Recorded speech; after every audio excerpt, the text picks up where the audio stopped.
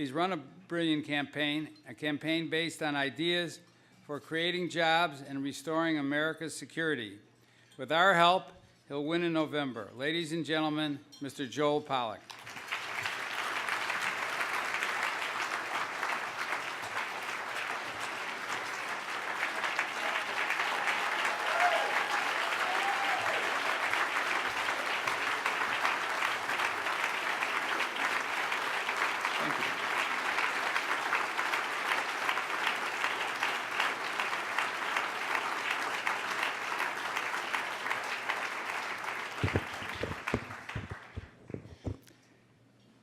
Thank you very much to Judd, to Leah, to Maggie, to Isaac, and to Representative Paul Ryan. Thank you very much for being with us. Ladies and gentlemen, there is no such thing as a safe seat. Not in the 9th Congressional District, and not anywhere in America. Not anymore. Not when thousands of your constituents have lost their jobs and you tell them that the stimulus worked. Not when the national debt is spiraling out of control and you say the answer is more federal spending.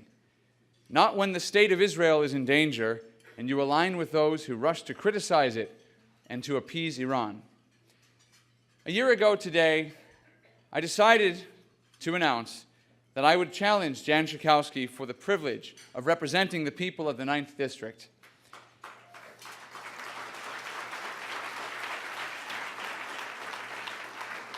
I did so because I believe that a member of Congress should represent the people to Washington and not Washington to the people.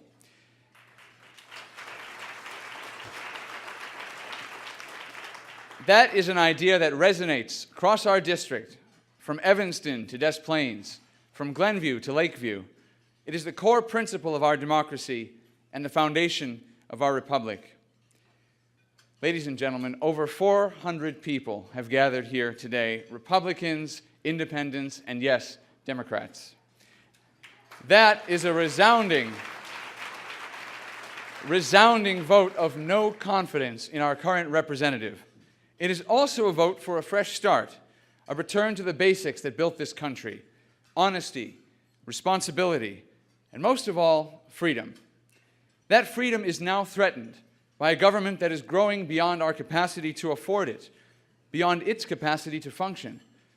This is our last chance. We are lucky. We have a unique window of opportunity. We can make the reforms we need while our government can still borrow at low interest rates. That won't last forever. If we wait another 2 years, if we continue to tolerate high unemployment, high deficits, and high taxes, we may not be able to undo the damage. Our security will decay as our economy declines. Our political freedom, as well as our economic freedom, are at risk. I grew up in the 9th District. I live there today, and I love it. I'm proud of its diversity. I'm proud of its business community. I'm proud of its schools and its world-class universities. It hurts to see the vacant homes. It hurts to see the abandoned dreams. It hurts to walk down Dempster Street and see the empty storefronts. It hurts to know how many people today live in fear of violent crime. And the decisions being made in Washington are only making things worse. I want my children to grow up with the same opportunities that I had, and better. I want them to enjoy the same outstanding schools, the same public libraries, the same nurturing communities. To provide those things, we need revenue. And to obtain that revenue, we need jobs. Our institutions are only as strong as our economy, and our economy is only as strong as each individual woman and man. That is why our freedom is so important. My family is an immigrant family. My parents came here from South Africa after I was born because they did not want to raise children in a country that denied basic rights to the majority of its people. I grew up with fairly left-wing views, believing in the necessity of strong government and deep intervention. It was only when I experienced my native land as an American that I saw how big government destroys the hopes of many it seeks to help. The people of the 9th District come from all over the world. It is frightening for many of us to see the United States adopt the same failed ideas that our families sought to escape. In the 12 years that my opponent has been in office, we have seen jobs disappear from our district and from the Chicago area. We know we can do better. We must. And the only way to do so is to vote out Jan Schakowsky and to vote for a fresh start.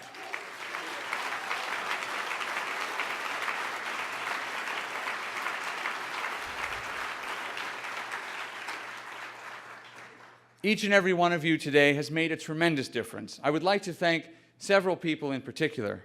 Our chair and host, Mr. Judd Malkin, whose vision made today's luncheon possible. Our co-chairs and host committee, and would you please rise so we can recognize you. Our co-chairs and host committee who reached out to friends and colleagues and built this amazing audience.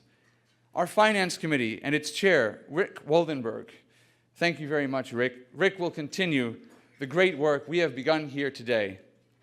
I would also like to thank our Mistress of Ceremonies, Leah, for her eloquence and enthusiasm.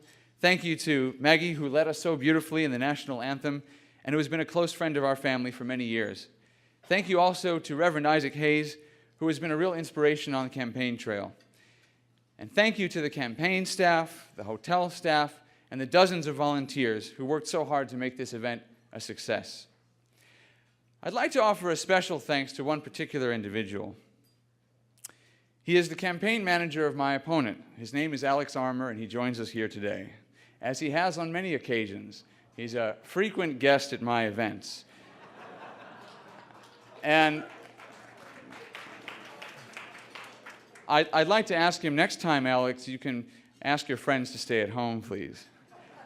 But Alex is true to his principles of big government. He did not pay for his lunch. We let him in here for free.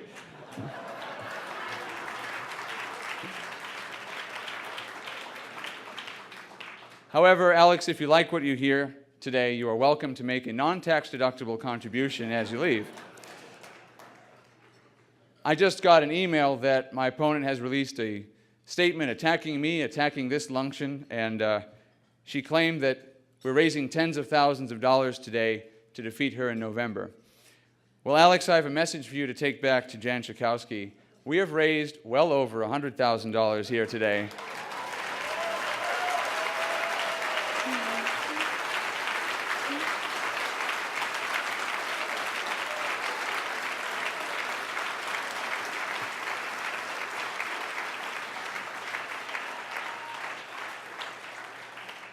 And there's more on the way.